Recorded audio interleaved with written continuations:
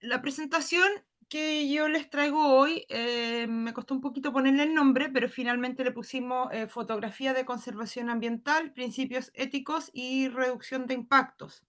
Ya, ¿qué es lo que busco con esta presentación? Es invitarlos a conocer algunos lineamientos que son voluntarios respecto de cómo comportarse en las salidas a fotografiar naturaleza para reducir los impactos que podamos tener en nuestro alrededor, en el medio ambiente, en la vida silvestre.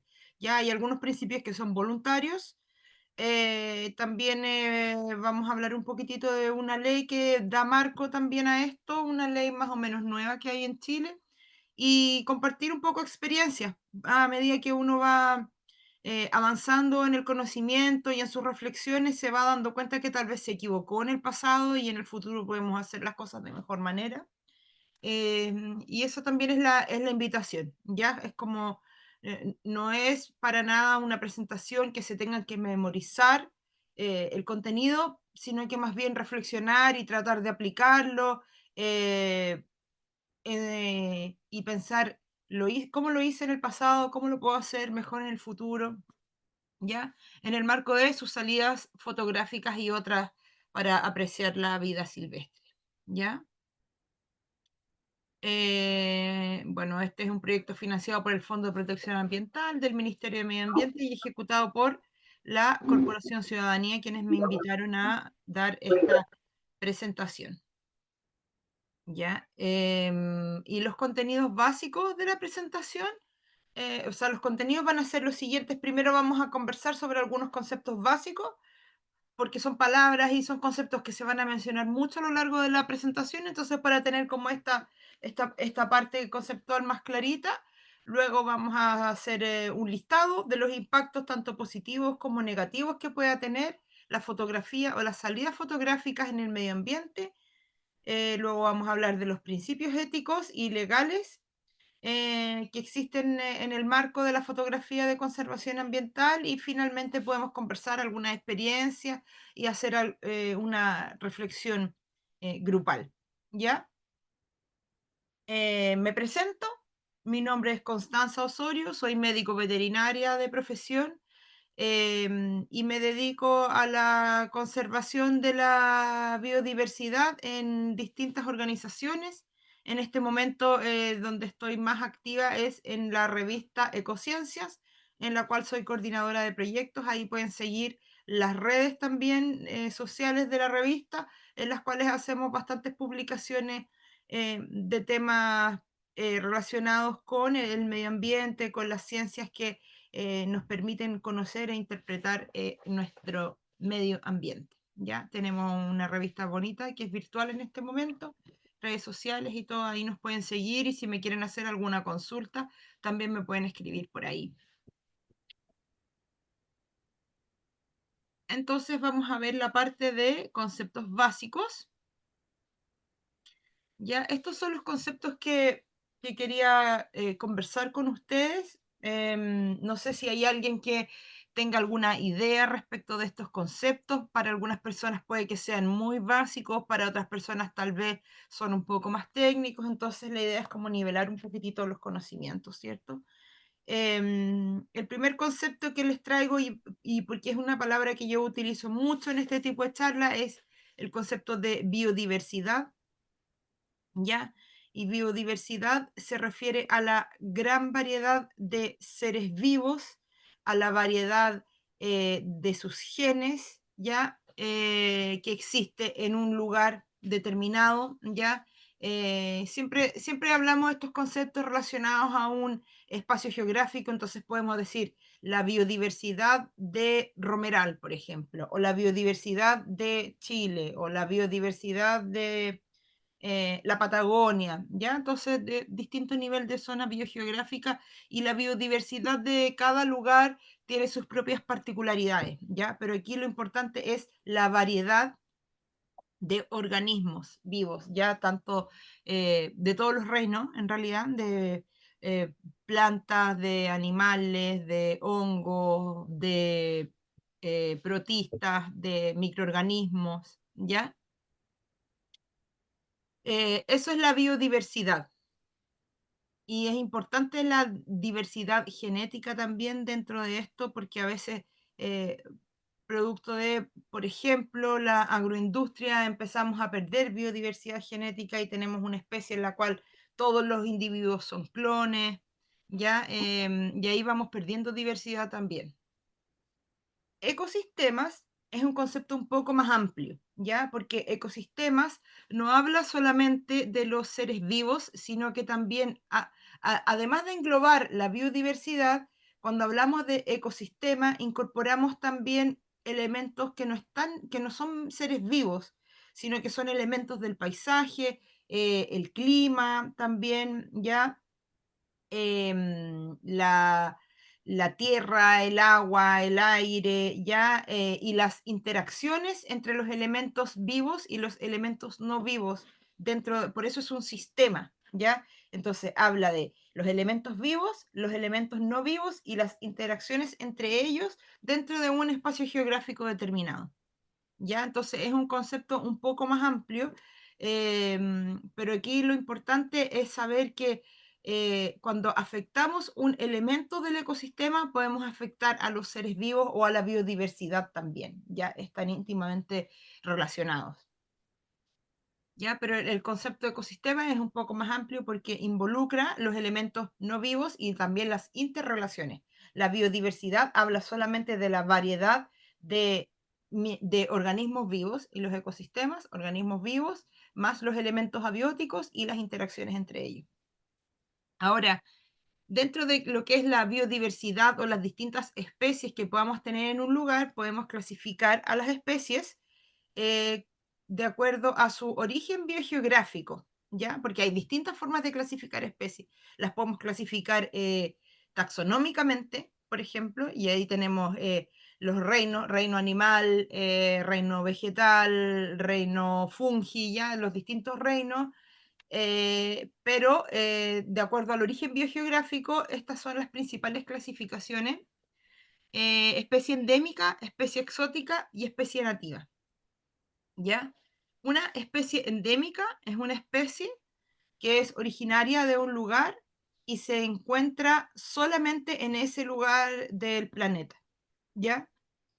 Em, la biodiversidad de Chile se clasifica por no tener una gran cantidad de especies, pero sí tener un alto nivel de endemismo. Es decir, muchas de las especies que hay en Chile o en algunos lugares específicos de Chile están solo en Chile, ¿ya? Y eso se debe a la característica de aislamiento biogeográfico al cual está nuestro país, ¿ya? El norte de Chile tiene el desierto más árido del mundo. Eso nos separa un poco de Perú, Bolivia, de los países que están hacia el norte de Chile. Luego tenemos por el este la cordillera de los Andes, que también es la cordillera más grande del mundo y son unas cumbres bastante empinadas y en lo más alto de la cordillera no hay tanto tránsito de seres vivos, ¿ya? En el sur tenemos los campos de hielo sur y hacia el oeste tenemos el Océano Pacífico. Entonces, desde el punto de vista biogeográfico, Chile está un poco aislado y las especies que no tienen tanta movilidad como por ejemplo los árboles, ¿ya? O los anfibios, o los reptiles, o los peces de aguas continentales, son especies que tienden a tener mucho endemismo, es decir, tenemos muchas especies de árboles que son endémicos en Chile y están solo en Chile, ¿ya? Y más aún en las islas, porque Chile es un país que tiene muchas islas, también tenemos especies endémicas. Por ejemplo, en el archipiélago de Juan Fernández hay un alto nivel de endemismo. En Rapa Nui también hay un alto nivel de endemismo. No hay muchas especies, pero muchas de ellas son endémicas. En Chiloé también tenemos algunas especies endémicas, ¿ya? Em, Ahora, ampliando un poco este concepto, tenemos las especies nativas.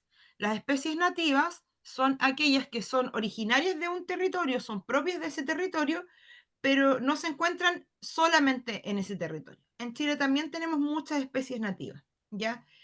Una especie nativa que les podría decir de Chile, por ejemplo, el cóndor, no se encuentra solamente en Chile, sino que se encuentra a lo largo casi de toda la cordillera de los Andes y de los países andinos, eh, pero es nativo, Entonces, no es endémico porque está en más países, no es endémico de Chile. Siempre también esto se habla en relación a un espacio biogeográfico, pero es nativo. ¿Ya? En general, las especies de aves encontramos pocas especies endémicas y más especies nativas, porque las aves se mueven más, ¿ya?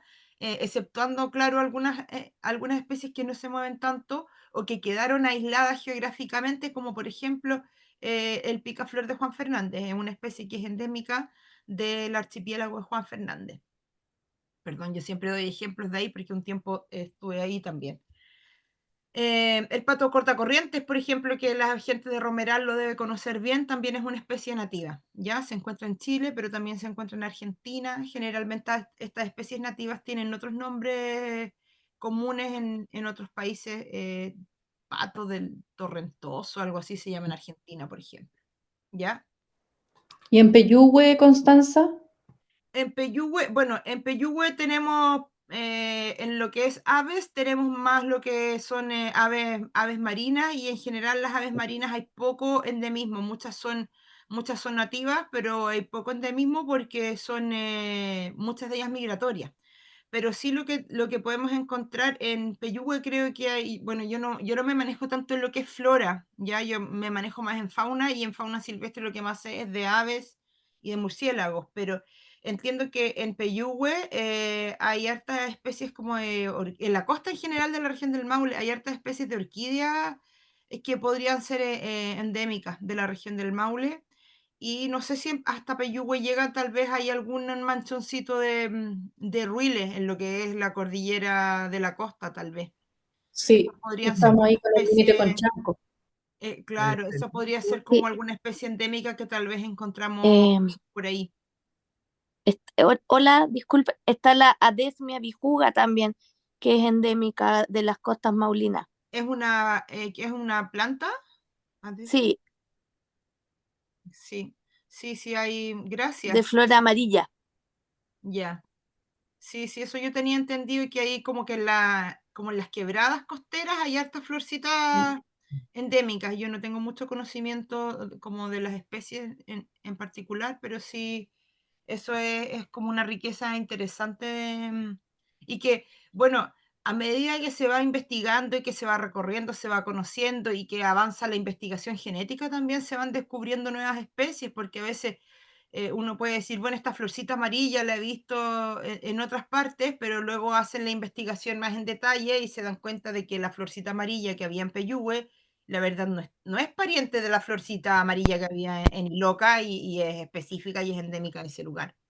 Entonces, a medida que avanza la investigación genética, también va cambiando la clasificación de las especies y nos vamos dando cuenta, gracias a la ciencia, del valor de cada una de las especies que tenemos a nuestro alrededor.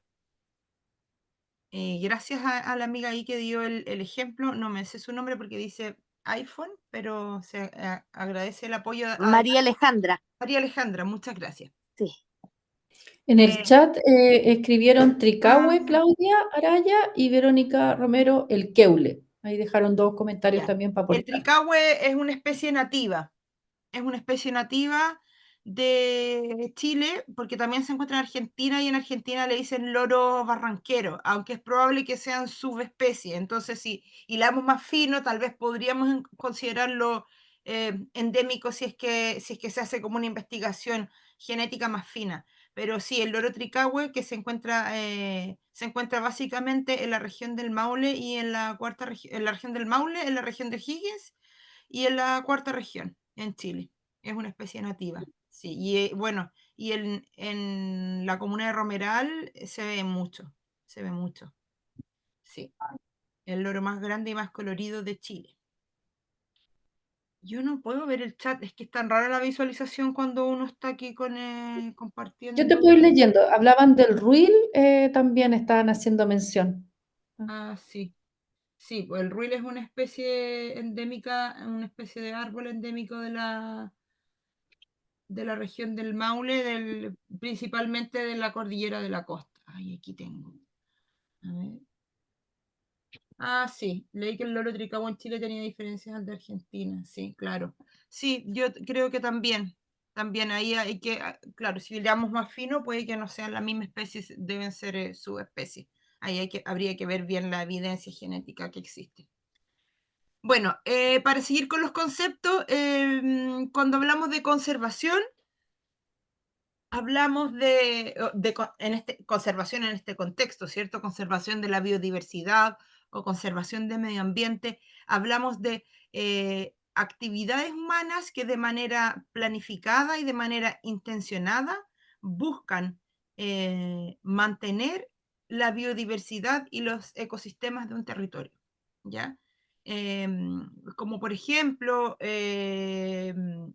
generar proyectos como este, generar estrategias para poner en valor algún territorio, levantar información de biodiversidad, saber qué es lo que afecta a un lugar para tratar de disminuir esas afecciones. Esas son acciones de conservación, cambiar la legislación, ¿ya? Y cuando hablamos de uso sustentable es bastante similar, pero el uso sustentable eh, habla del aprovechamiento para las personas y sobre todo para las personas de ese territorio, de un lugar, sin disminuir su calidad ambiental y sin comprometer su aprovechamiento para las generaciones futuras, ¿ya? Como por ejemplo simplemente disfrutar la belleza paisajística de un parque o de un área natural, de un área importante para la conservación, sin dañar este lugar. Ya ese podría ser un uso sustentable y hay distintas formas de utilizar sustentablemente un lugar y una forma de utilizar de manera sustentable un lugar importante para la biodiversidad es el turismo ambientalmente responsable. Ya es una de las actividades que se suelen promover, ya sea desde los gobiernos o desde las organizaciones de la sociedad civil que están interesadas en la conservación, porque se entiende que el turismo ambientalmente responsable es una actividad económica que genera beneficios para los habitantes de un territorio, ¿ya? Y al mismo tiempo permite poner en valor la riqueza de la biodiversidad y las riquezas de los ecosistemas de un lugar, ¿ya? Eso es lo que busca el turismo ambientalmente responsable. Y es importante especificar que es ambientalmente responsable y que tiene este objetivo de ser un uso sustentable y de aportar a la conservación y a la puesta en valor de un territorio, porque si no se lo propone, el turismo también puede ser muy destructor y también puede ser muy irresponsable y tener impactos bastante negativos, ¿ya? Entonces, eh, les invito a que si son turistas o si son guías turísticos, siempre tratar de estar reflexionando y de estar pensando y de estar avanzando y estar mejorando sus prácticas para que sean ambientalmente responsables. Porque la verdad es que uno nunca para de aprender y nunca para de sorprenderse de que hasta la más pequeña acción puede tener impactos y siempre podemos ir mejorando nuestras prácticas cuando estamos realizando actividades al aire libre. ¿Ya? Y por último, bueno, un concepto que ya lo he mencionado mucho y que es poner en valor, ¿ya? Y que se utiliza tanto cuando hablamos de medio ambiente como cuando hablamos de algunas prácticas culturales, ¿cierto? Poner en valor es dar a conocer un, un recurso de un territorio y al darlo a conocer es saber lo importante y lo valioso que es para este territorio, ya sea porque tiene utilidades desde el punto de vista económico, tiene una utilidad ecológica, tiene una utilidad paisajística, tiene utilidad para la biodiversidad, ya eh, tiene alguna utilidad o tiene algún valor inmaterial, algún valor tradicional para las personas que viven ahí, pero en el fondo es dar a conocer este recurso, ¿ya? A una comunidad más amplia. Entonces, cuando ponemos en valor un territorio, cuando ponemos en valor una especie, un lugar, de manera indirecta podemos aportar a su conservación o a su uso sustentable, ¿ya? Entonces, para poner en valor un recurso tenemos que primero conocer ese recurso y conocer su importancia, ¿ya? Ahora también ahí se me ocurre otro concepto que no lo mencioné en el taller anterior, y que es el concepto de especie paraguas. Y es un concepto bien interesante porque se utiliza generalmente especies de plantas o de animales. ¿Qué es una especie paraguas? Es una especie nativa o endémica de un lugar, que por sus características tiene algo especial, algo de carisma, algo bonito, algo tierno que nos permite venderlo como la mascota, como la especie que queremos conservar, que queremos que sea popular, y al tratar de conservar y de hacer conocida esa especie, protegemos a todo su ecosistema. Porque para proteger a una especie, en realidad tenemos que proteger a su ecosistema. ¿Ya? Entonces, por ejemplo, en la alta cordillera de la región del Maule se considera una especie paraguas el picaflor negro o picaflor, o sea, perdón, picaflor, el carpintero negro o carpintero grande, ¿ya? Que es también es el carpintero más grande de Chile. ¿Y por qué es una especie paraguas? Porque es una especie muy característica de estos bosques, y que para que esta especie exista tienen que existir bosques antiguos y que estén con un bajo nivel de intervención, porque es una especie que se alimenta picando árboles que son tan antiguos que están un poco podridos y se alimenta de las larvas que están en esos árboles súper antiguos. Entonces, es una especie que nos indica que si está presente, tenemos bosques antiguos que tienen poco nivel de intervención y que además es una especie característica, bonita, carismática. Entonces, si yo busco proteger al carpintero negro, protejo todo el bosque que él necesita para sobrevivir. Es un Te amo ejemplo mucho. de especie paraguas.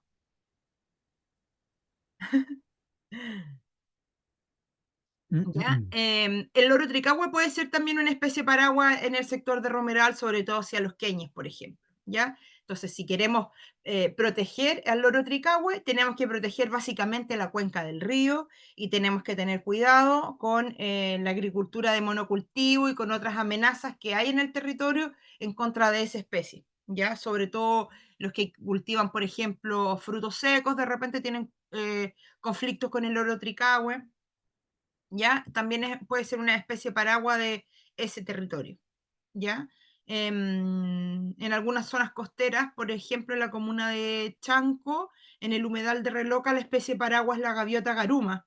El humedal de Reloca es considerado un humedal de importancia internacional debido a la alta presencia de esa especie en particular de gaviota que está en ese humedal, ¿ya? Son otros ejemplos. Bueno, y por último, de los conceptos básicos, tenemos la ley 21.600 que se aprobó, no me acuerdo, creo que el año pasado o antepasado, es bastante reciente, que es la ley que crea el Servicio de Biodiversidad y Áreas Protegidas y el Sistema Nacional de Áreas Protegidas, ya del Ministerio de Medio Ambiente.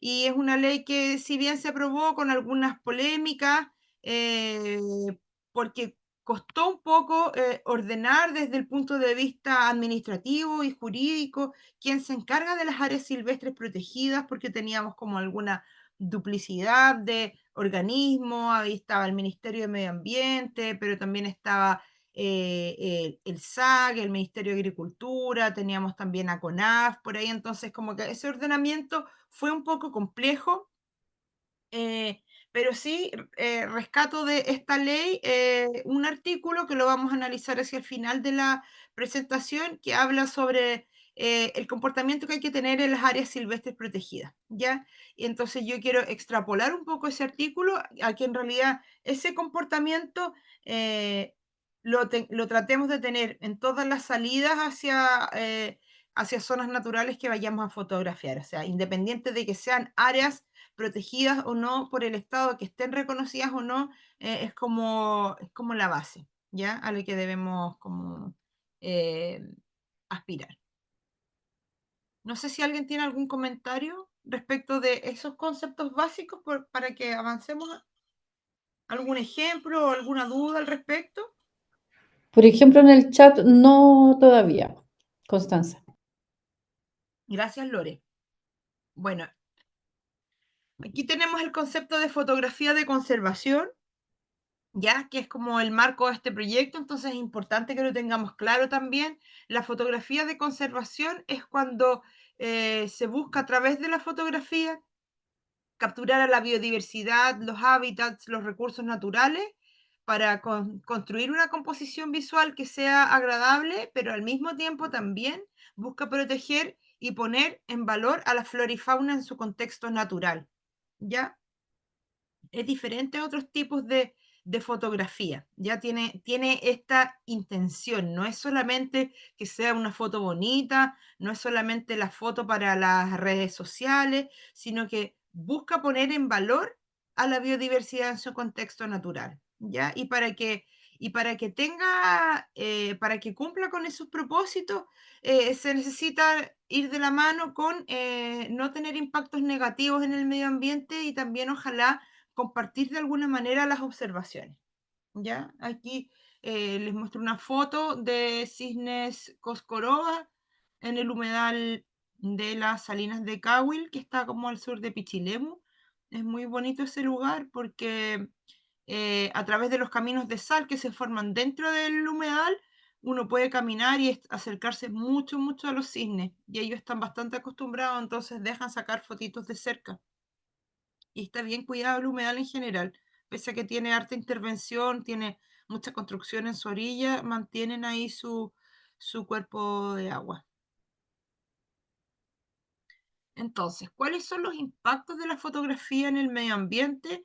Tenemos algunos impactos positivos, nuevamente la puesta en valor, ¿ya? Entonces, el sacar una foto, en sacar y compartir fotos bonitas de flora, de fauna, de hongos, en su contexto natural, en su ambiente natural, y compartirlas nos ayuda a poner en valor desde la belleza escénica, desde la importancia para el ecosistema en adelante, ¿ya? Y de la mano con la puesta en valor va el conocimiento de las especies y los ecosistemas, ¿ya? Antiguamente los naturalistas eran al mismo tiempo dibujantes porque no tenían fotografía, entonces ellos andaban con una libretita y dibujaban lo que veían a medida que iban descubriendo el mundo, ¿ya? Bueno, otros también mataban o coleccionaban lo que veían y los mandaban a los laboratorios a ser analizados ya. Y hoy no necesitamos, bueno, hay muchos naturalistas que son muy buenos dibujantes también, pero la fotografía es una tremenda herramienta y en algunos casos los videos también son una buena herramienta, sobre todo cuando estamos tratando de capturar animales que están en movimiento, a veces es más útil, tal vez no es mejor desde el punto de vista de la imagen final, pero puede ser más útil grabar un pequeñito video, es más fácil que una foto cuando tenemos, por ejemplo, yo siempre doy este ejemplo, pero los mamíferos marinos como los delfines o las ballenas, es muy difícil sacarles una foto cuando uno está además arriba de un bote y con el movimiento y todo eso.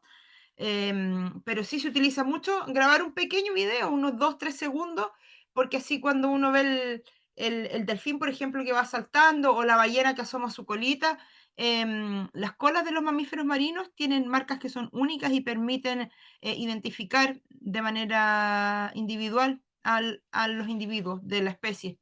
Entonces, a veces los videos también para fines de conocimiento o de identificación de especies son súper útiles también, ¿ya? Em, y bueno, estas observaciones cuando hacemos observaciones ya más formales y cuando conocemos las especies y cuando sacamos buenas fotografías, cuando vamos de manera sistemática a un lugar, se recomienda que podamos compartir estas observaciones, ¿ya? Y al final de la presentación vamos a tratar de mirarlo en mayor detalle, pero existen dos plataformas en Internet, las cuales ambas tienen también aplicación para el celular en las que se pueden compartir las observaciones. Está primero la de eBird, que es la que tengo aquí en la pantalla, y que es una aplicación en la que permite georreferenciar todas las observaciones de aves que hagan las personas. Entonces uno se hace un usuario y cada usuario va, por ejemplo, no sé, este usuario estuvo aquí en Sagrada Familia, por decirlo, en el río Mataquito o en el río Lonto, y creo que es a esa altura. em, y vio 10 especies de ave, entonces puede poner el punto en el mapa y hacer el listado de las 10 especies de aves que vio esa persona, puede adjuntar su foto, puede adjuntar otras observaciones, y así se va construyendo este mapa colaborativo a nivel mundial de observaciones de aves, ¿ya? Y hay muchos observadores de aves bien sistemáticos, bien ordenados y bien fanáticos que van siempre subiendo ahí sus listados, y lo interesante es que es dinámico, entonces vamos viendo cómo se mueven las especies a lo largo de los años, en relación a algún fenómeno climático, o en relación a las estaciones del año, por ejemplo. Y es bien interesante, y de hecho si uno después empieza a mirar con mayor detalle donde hay mayor cantidad de puntos, por ejemplo, y ve que hay puntos a lo largo de todo un río, o ve que hay muchos puntos en un humedal o en un lugar específico. Es bien interesante la información que podemos tener en eBird. Y la otra plataforma es eNaturalist, y que es muy similar, con la diferencia de que no es solamente para aves, sino que para todo tipo de especies, ¿ya? Pero el concepto es el mismo. La eNaturalist es un poquitito más nueva, así que tiene su base de datos es más pequeña que la de eBird. Además que, bueno, las aves se dice que son como las embajadoras de la vida silvestre y de los animales, porque son más fáciles de observar, más fáciles de conocer y de fotografiar que otras especies de animales, que los mamíferos, por ejemplo. O sea, es mucho más fácil fotografiar un loro tricahue que un puma, por ejemplo, y están en el mismo territorio, ¿ya? Entonces, eBird tiene más información. Otro potencial impacto positivo es ayudar a fiscalizar, ¿ya? Cuando estamos en un parque, en un área protegida, en un área natural importante para la biodiversidad, y si tenemos este conocimiento, estas reflexiones, podemos identificar las actividades que impactan de manera negativa este lugar, y podemos decir, oiga, usted no lo haga, ¿ya? También podemos fiscalizar de manera más oficial, por ejemplo, formándose como inspectora de honorem para la ley de caza, ¿ya? La ley de caza, paradojalmente, es la primera ley que buscó proteger de alguna manera la biodiversidad y sobre todo los animales silvestres en Chile, porque regula las especies que se pueden cazar y las especies que no se pueden cazar, en qué época del año, en qué lugares y en qué cantidades, ¿ya? Entonces hay muchas especies que, ya sea porque son consideradas beneficiosas para las actividades humanas, o porque son especies que están con alguna categoría de riesgo para su conservación, están protegidas y su caza no está permitida por la ley de caza. Y por el contrario, hay otras especies que son, por ejemplo, especies exóticas, que son muy abundantes. Las especies exóticas invasoras pueden causar mucho daño a la biodiversidad, tanto daño como la sobreexplotación, tanto daño como la destrucción de los ecosistemas, las invasiones biológicas. Entonces, a esas especies está permitida su caza, a veces durante todo el año y sin límite de ejemplares. Ese es como el concepto más general de la ley de caza. Entonces, las personas de manera voluntaria se pueden formar como inspectores ad honorem para la ley de caza, se estudian la ley, dan una prueba frente al SAG y se acreditan, y el SAG les da una credencial y eso les permite fiscalizar, ¿ya? Entonces, por ejemplo, si ustedes andan recorriendo un humedal, recorriendo un área silvestre protegida y ven cazadores, pueden fiscalizar. Ahora, no se recomienda enfrentarse de manera como agresiva o violenta frente a personas que estén armadas, pero tal vez si los descubren que están sistemáticamente en ese lugar, o si hay suficientemente tiempo, pueden solicitar incluso el apoyo de carabineros y decirle, oiga, carabinero local, yo soy inspector de la ley de caza y estaba en este lugar y habían personas cazando, vaya por favor a fiscalizar, y sirve bastante. Hemos formado inspectores ad honorem para la ley de caza en distintos lugares de la región, en Putú, por ejemplo, y siempre están ahí poniéndole el freno a los cazadores ilegales, por ejemplo, ¿ya? Es una de las actividades que se puede fiscalizar.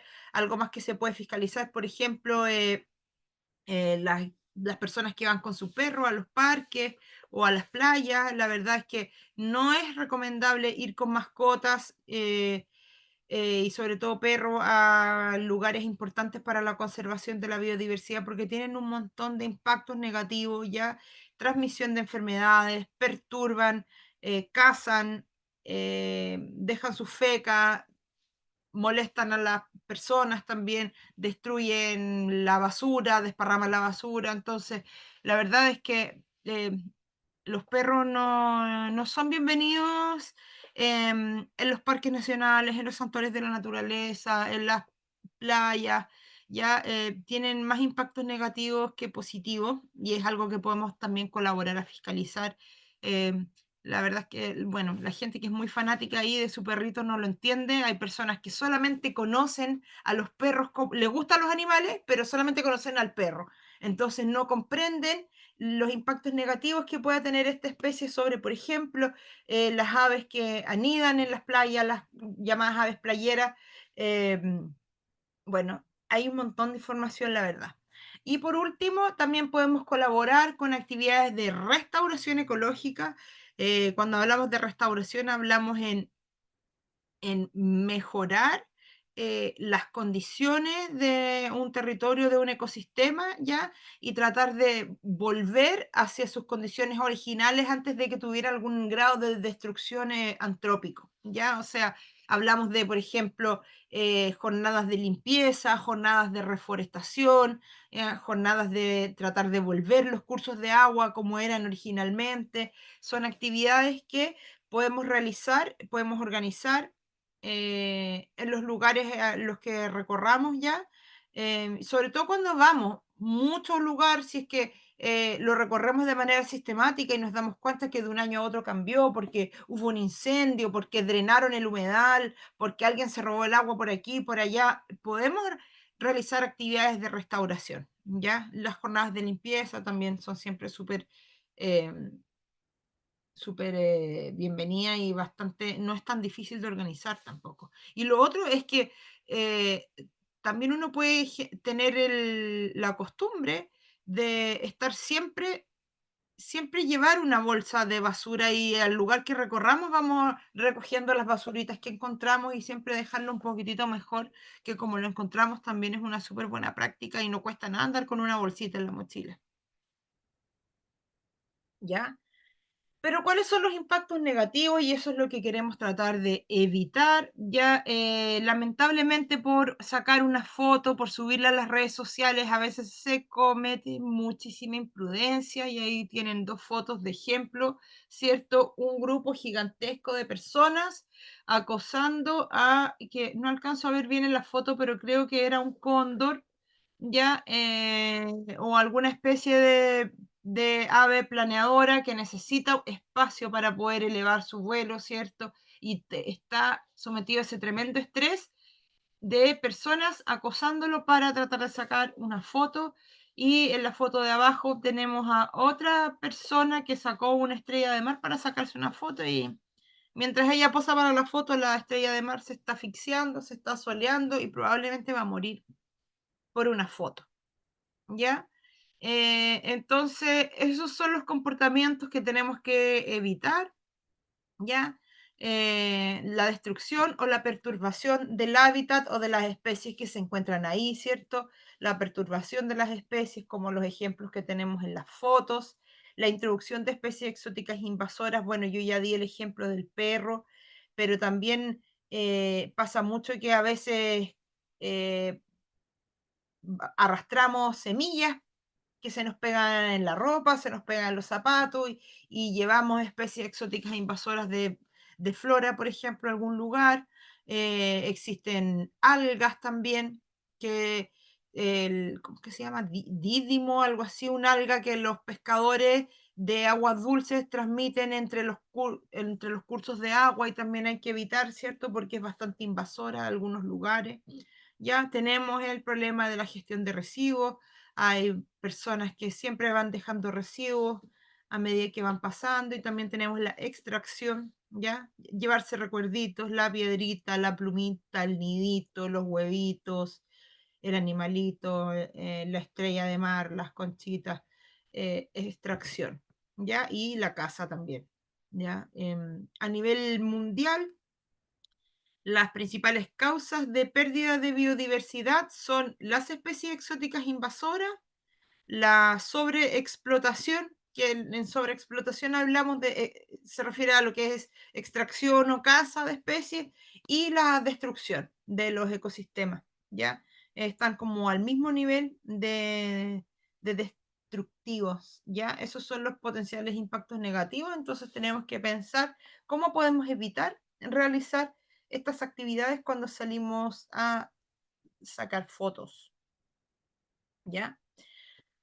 ¿Cómo podemos minimizar los impactos negativos? Ya una alternativa, perdón, estaba apagando la estufa y ya es suficiente. O una propuesta es utilizar los principios del no deje rastro. Ya no deje rastro es una serie de principios voluntarios que guían las salidas a la naturaleza para no dejar rastro literalmente en nuestras salidas. ¿Ya? Y lo vamos a ver en la siguiente lámina. También una forma de minimizar los impactos negativos es conocer las especies y los ecosistemas, ¿ya? No todas las especies son sensibles a las mismas actividades humanas. Hay algunas especies a las cuales uno se puede acercar bastante sin perturbarlas demasiado, y hay otras especies a las cuales no hay que acercarse nada porque la verdad es que son más sensibles, por ejemplo, o hay épocas del año en las que hay algunas especies que son más sensibles que otras.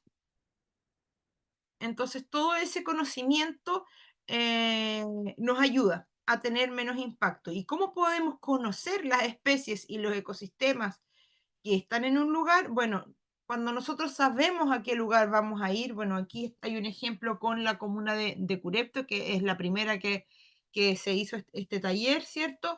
Podemos buscar en nivel la comuna y podemos buscar los puntos o los listados de aves o de especies que hay con iNaturalist en esa comuna y vemos ya, a ver, y pinchamos este punto, que son, estos puntos son todos celestitos, son listados de 15 a 50 especies de aves.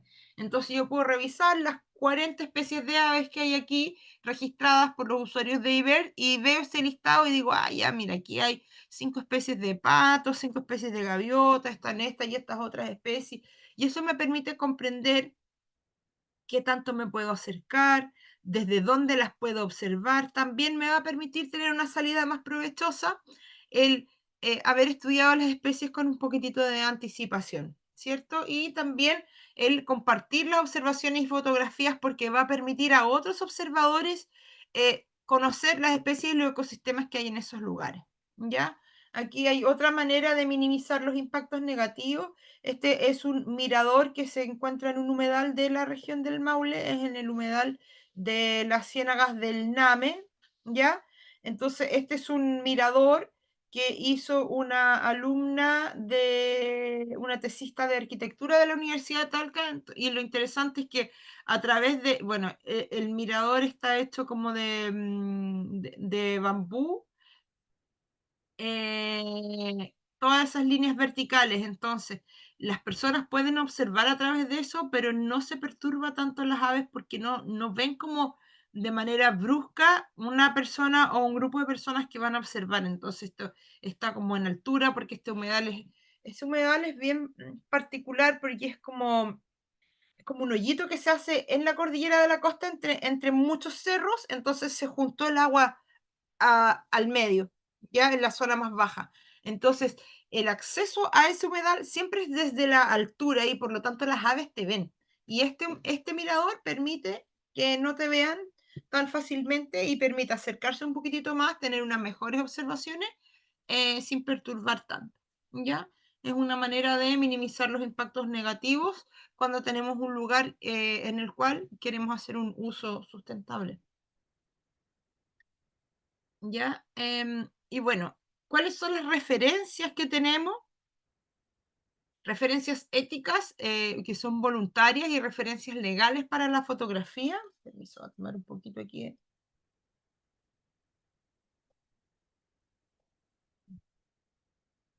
Tenemos lo que les mencionaba anteriormente, es cierto que son los principios de no deje rastro. No deje rastro es un programa educativo que busca minimizar, busca enseñar a minimizar los impactos en las áreas naturales y permite realizar acciones concretas de conservación para disfrutar la naturaleza sin dañarla. Entonces, está muy de la mano con lo que hemos venido hablando hasta el momento, ¿cierto? Con esto, con el turismo. Ambientalmente responsable o con el uso sustentable de un lugar natural que queremos poner o que ya se ha puesto en valor, ¿cierto? Entonces, ¿cuáles son los 7 principios de no deje rastro? Tenemos el planificar y preparar su viaje con anticipación, siempre es súper importante, ¿ya? Es lo que les decía, tener el equipo adecuado, o sea, si tenemos, por ejemplo, una buena cámara, unos buenos binoculares, una buena guía de fauna, o si hemos mirado las guías de fauna con anticipación, si conocemos los senderos, si conocemos los horarios, si llegamos a la hora que corresponde, si nos comunicamos adecuadamente con el guardaparque o con los guías locales, siempre vamos a tener un viaje que va a ser más provechoso para nosotros y al mismo tiempo va a tener menor impacto en ese lugar, ¿ya? Sobre todo cuando vamos a un lugar que no es en nuestra comuna. Porque si ustedes recorran su comuna, claro, por supuesto que ustedes tal vez ya conocen los senderos, las personas de Romeral conocen dónde se pueden acercar tal vez al río para observar pato cortacorrientes o dónde están las loreras para observar loros tricahue o cómo llegar al tranque Hueco 3, por ejemplo. Pero una persona que es de otra comuna tal vez no sabe ¿ya? Por dónde llegar sin poner en riesgo a la biodiversidad y también sin ponerse en riesgo a sí mismo, ¿ya? O sea, no es poca la gente que se pierde, se cae y eso también genera impactos negativos en algunos lugares y eso es por falta a veces de planificación y de preparación, por salirse del sendero, por tomar riesgos innecesarios.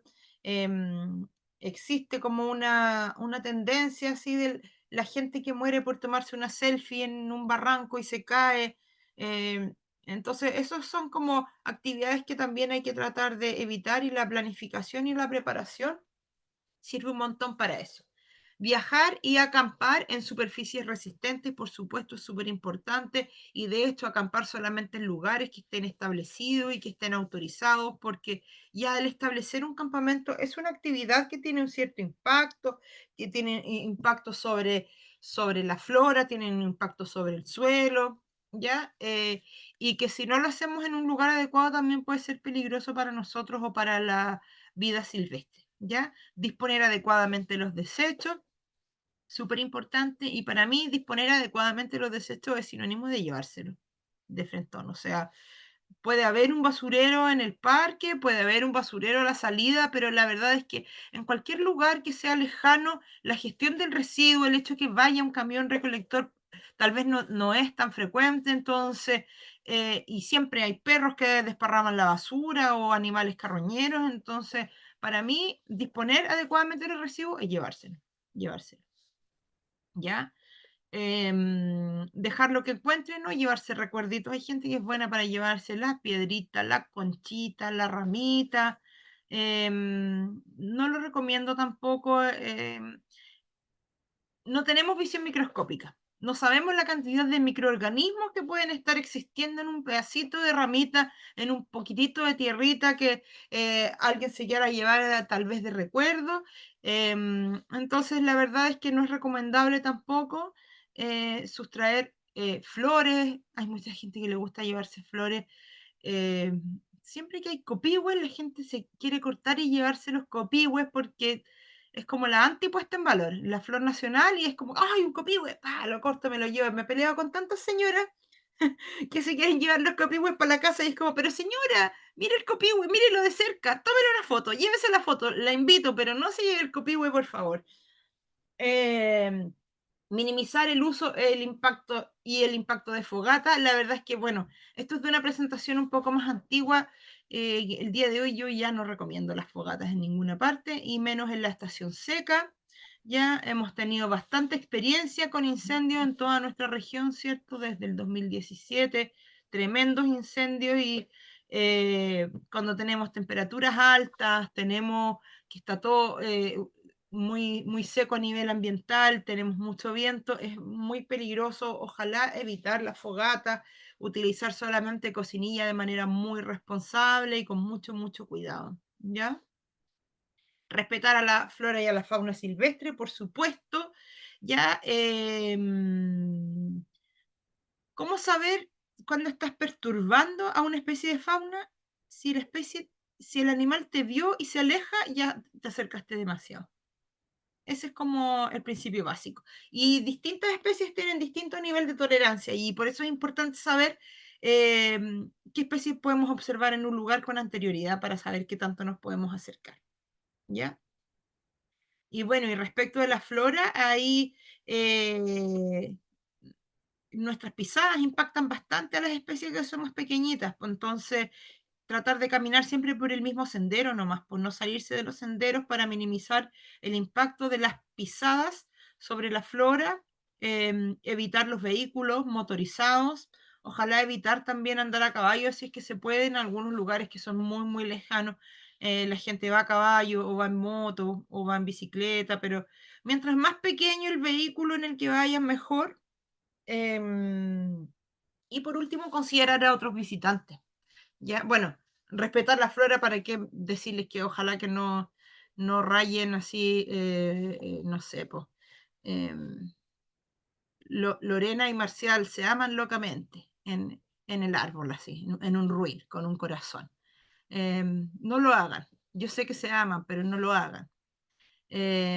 ¿Ya? Y considerar a otros visitantes respecto a todo lo demás también, pues, o sea, que el lugar quede igual o mejor que como estaba cuando ustedes lo visitaron.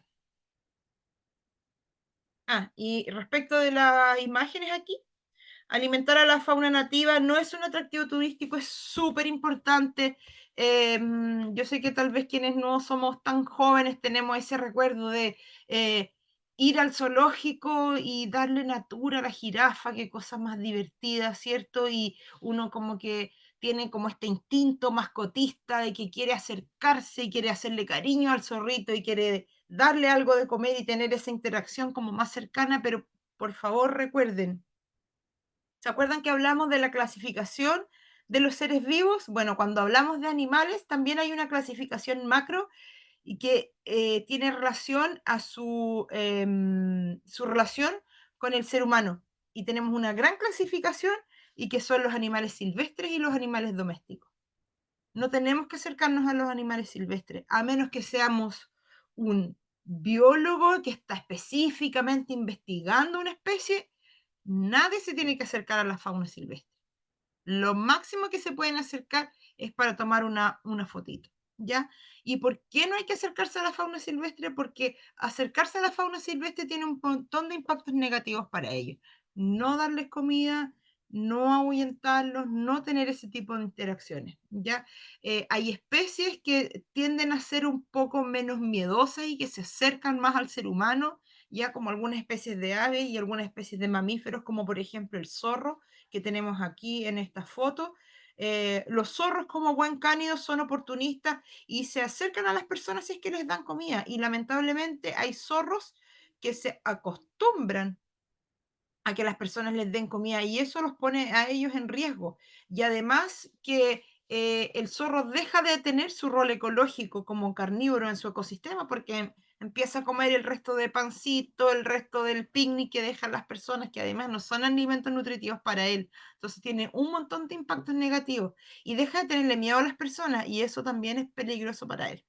Se hace susceptible de ser atacado por personas no sé, cazadores y personas que no son tan cuidadosas, ¿ya? Entonces es importante evitar también alimentar a los picaflores, por ejemplo, a otras aves, tener también cuidado con los residuos en ese sentido, ¿ya? Entonces, para profundizar un poco en el principio número 6 que era el de respeto a la flora y la fauna silvestre. ¿Qué es lo que podemos hacer para respetar a la flora y la fauna silvestre? No llevar mascotas, ya lo habíamos mencionado, ¿cierto? Son peligro para los animales en áreas protegidas, ya se sabe a nivel de todo Chile. se han visto jaurías de perros cazando pumas, cazando guanacos, cazando aves, persiguiendo huemules hasta que se caen por el barranco y se quiebran las patas, cazando pudúes y muchas especies mueren producto de los ataques de perros, ya. Muchas especies mueren también y se han extinto incluso producto de los ataques de gatos. En Australia existe un índice que dice que 18 especies de roedores nativos se han extinto producto de los gatos, ¿ya? Hay otros ejemplos también de extinciones producto de gatos, de perros y de otras especies exóticas invasoras. Recuerden que son tan perjudiciales como la sobreexplotación o como la destrucción del hábitat. ¿Qué más podemos hacer para respetar a la flora y fauna silvestre? Ya lo había mencionado, ¿cierto? Observar a la distancia, caminar en grupos pequeños y bien cohesionados, evitar los ruidos y los movimientos bruscos. ¿Una palabra por ahí? Ah, no se activó nomás. Es súper complicado. Yo he salido mucho con niños pequeños, por ejemplo, y los niños siempre van como gritando y van corriendo y van felices y cuesta un montón, pero hay que insistir. Si es que alguien es profesor, profesora, guía de naturaleza y sale con grupos de niños pequeños, hay que tratar de tener una pequeña charla y de enseñarles a acostumbrarse un poquitito al silencio. Yo les empiezo a hablar despacito para que te van como imitando. Y igual eso es divertido y bueno, por repetición al final lo aprenden, ¿ya? No alimentar a la fauna silvestre, no recoger ni tocar a los animales silvestres, guardar bien los alimentos, guardar bien los residuos, ¿cierto? En lugares que no estén, que no puedan acceder los animales silvestres, evita llevar las mascotas, evitar perturbar en épocas sensibles como lactancia, anidamientos o invierno. En general, la primavera es cuando las especies de este territorio están más activas desde el punto de vista reproductivo y ahí hay que tener un poquito de cuidado en las salidas que tengamos en esa época, ¿ya? Permitir que tengan acceso seguro al agua, tal vez si hay solamente una fuente, un abrevadero, una fuente de agua y si nos ponemos justo en el camino ahí tenemos que tener cuidado, ¿cierto? De no interferir con la ruta y las necesidades de las especies. Para eso también Hola, sirve hola. aprender un poquitito de identificar huellas. ¿Alguien dijo hola?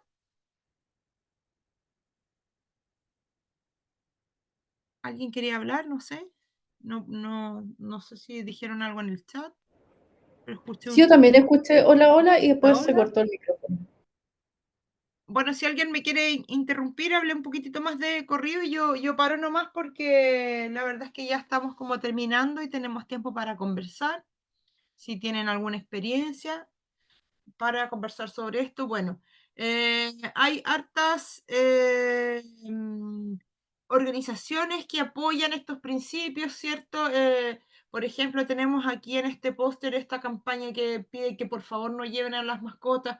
Colaboró el Colegio Médico Veterinario de Chile, el SAC, el Ministerio de Medio Ambiente y no sé cuál es el otro, no alcanzo a ver, CONAF, la Asociación de Médicos Veterinarios de Fauna Silvestre y así Conserva Chile, por ejemplo. ¿Ya? Aquí encontré otro código que es voluntario, que es el Código de Buenas Prácticas para Observar Aves en Chile, también respaldado por varias instituciones como la Universidad de Chile, la Universidad de Concepción, la Red de Observadores de Aves de Chile, ¿ya? Y también es bastante parecido a los principios de la NOLS, de las no deje rastro, ¿cierto? Aquí dice que el bienestar de las aves debe ser lo primero, hay que proteger el hábitat, evitar alterar su comportamiento, compartir las observaciones en plataformas colaborativas como eBird y Naturalist, ¿cierto? Informarse sobre la normativa orientada a la conservación de aves y apoyar su cumplimiento, no acosar a las aves y sobre todo a las especies accidentales y raras, respetar los derechos de los propietarios de los predios y comunidades locales. Aquí hay algo súper importante, por ejemplo, si, si para llegar a algún lugar tienen que acceder a través de predios que son particulares y tienen portones, Siempre deje los portones tal como estaban. Si estaban abiertos, déjelos abiertos. Si estaban cerrados, déjelos cerrados. Ya, porque muchas veces tenemos confluencia de varios actores en un lugar y a veces tienen animales pastando, por ejemplo, y que necesitan que se muevan de un lugar a otro o necesitan que no se muevan de un lugar a otro. Si entran las vacas a un predio, les pueden tal vez destruir los nidos a las aves o pueden destruir la siembra de tal cosa. Entonces es importante también tratar de mantener las cosas tal como estaban cuando pasamos por ahí, ¿ya? Si es que el lugar está en un sitio privado, pedir permiso, ojalá a los propietarios, ¿ya?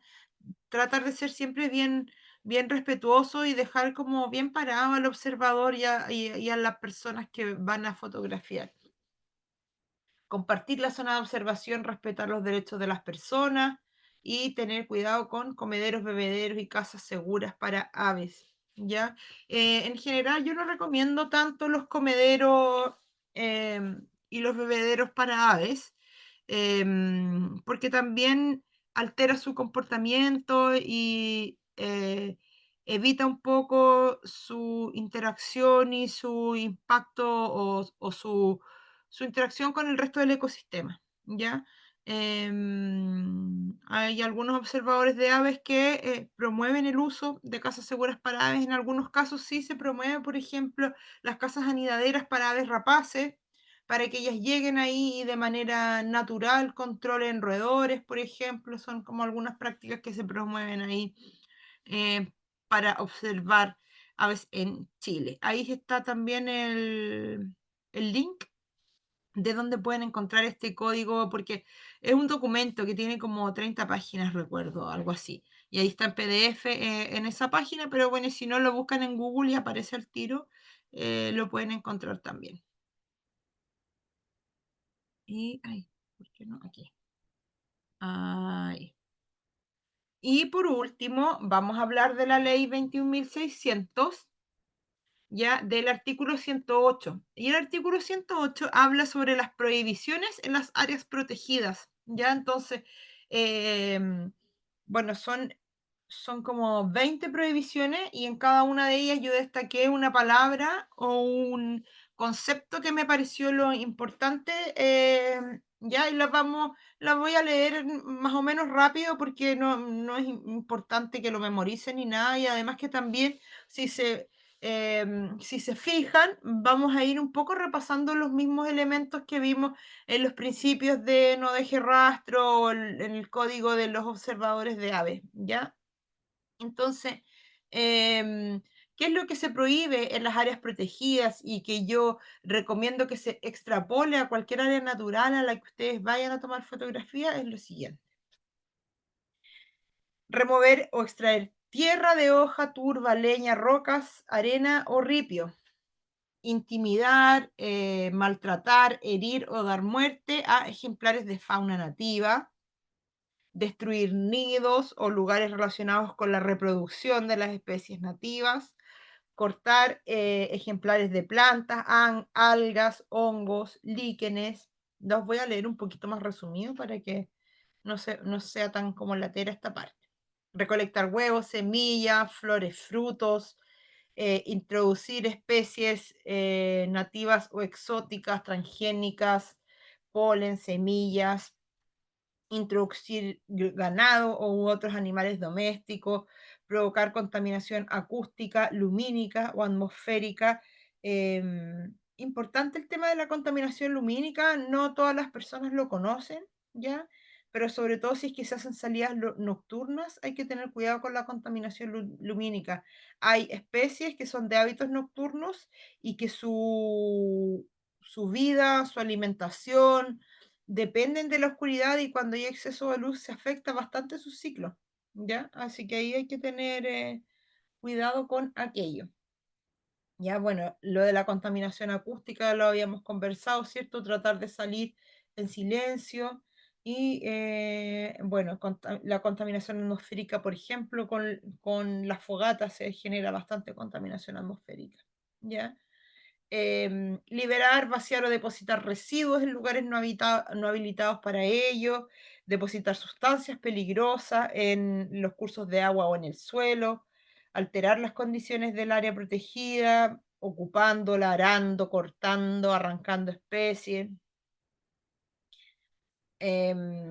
Alterar elementos que tengan significación para las comunidades indígenas que puedan habitar las áreas protegidas o lugares que, piezas que tengan significación histórica o arqueológica. Muchas veces tenemos en los santuarios de la naturaleza o en los parques nacionales, tenemos también estos lugares que son importantes para las comunidades indígenas o que tienen alguna importancia histórica o arqueológica, como por ejemplo en Vilches tenemos las piedras tacitas, por dar un ejemplo. ¿Ya? Interrumpir, bloquear o drenar cuerpos de agua, incluyendo humedales, se hace bastante, sobre todo, por ejemplo, yo lo he visto mucho en la costa, que hay humedales que están en predios que son privados y quieren ellos pastar vacas y drenan los humedales porque para el que quiere engordar vacas el humedal no le sirve, entonces drena el humedal para que salga pastura y la verdad es que si es un área protegida está prohibido. Rayar o destruir la señalética e instalar carteles de publicidad.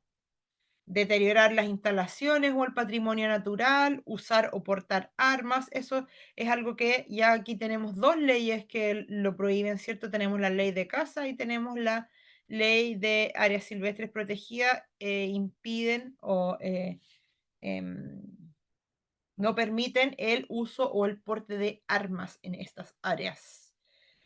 Dormir, instalar campamento, encender fuego en lugares que no están autorizados, no pagar el ingreso si es que corresponde al ingresar, movilizarse en vehículos motorizados en lugares que no estén establecidos, volar drones.